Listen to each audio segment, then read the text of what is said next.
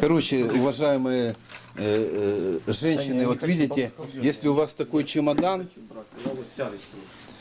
для перфоратора, для дрели или просто для инструмента, и вот вы видите, такая фигня, они тут поломалась, вот эта фиговина.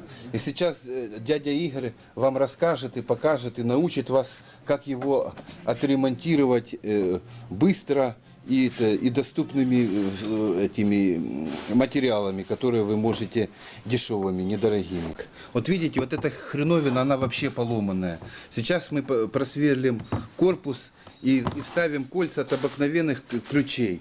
Но так как у дядюшки Игоря нету сверла, чтобы он просверлил, он взял аккумуляторный шуруповерт и туда вставил шестигранный, как это называется, шестигранный кровельный этот шуруп, закрутил и будет делать дырочку при помощи резьбы этого шурупа.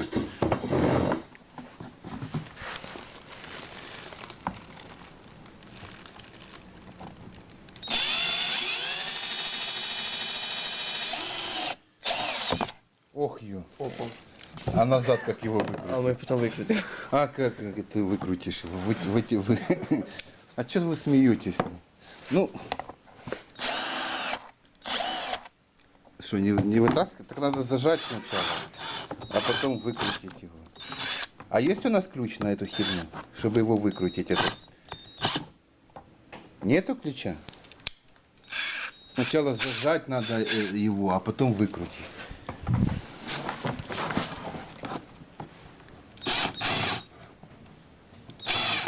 Не хер. Да ну, 8 плоскогубцами открути его.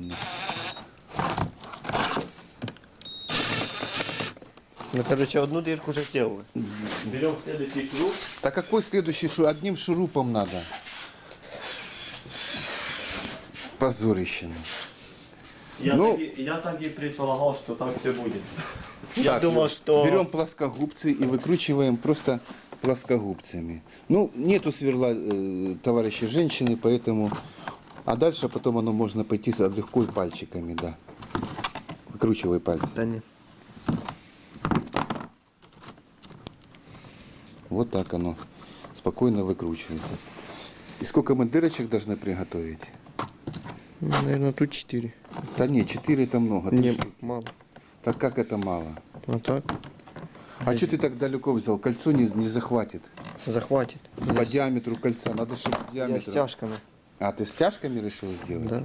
А, ну, то есть уже не кольцами от ключей, а стяжки. А стяжки это вот такие пластиковые хреновины, которые используются, чтобы вот это хомутики, жгутики их называют. Ну, сейчас мы все увидим.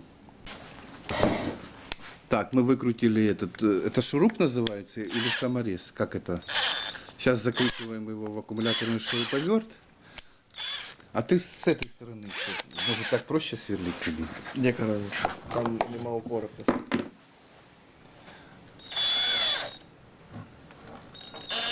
Да, уже готова дырка, залезет туда. Ну, второй тоже застрял, и приходится его выкручивать этим, да? Угу. Я просто...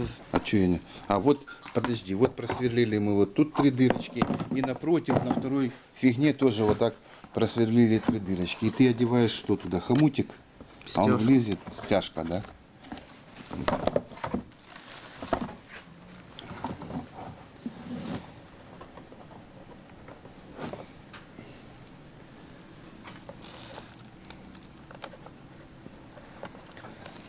И вот так затягиваешь, да? Не, наверное, надо. Да какая разница, как затянуть? Ты полностью хочешь затянуть? Да не, надо ж потом... Ну вот так затянули стяжечку. Сначала не плотно, а потом проверь. Так, и вот затянули 3, и все, что они работают, но пока не откусывай их. А ну. Что? Спрыгай, тут надо еще одну стяжку делать.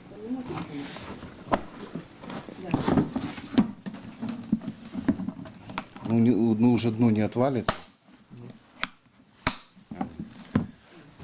Вот такие. Надо было отсюда делать еще стяжки, чтобы сюда затянуть. Ну, хотите, можно добавить еще пару стяжек, да? Все, на это. А эти не надо откусывать плоскогубцами. Да не, я еще по одной сделаю, больше не рассыпаюсь. Позовешь, когда сделаешь еще правильно. Вот добавили еще 2 хомута. 3. 3 хомута. Аж 6 хомутов. Взлетела вся конструкция.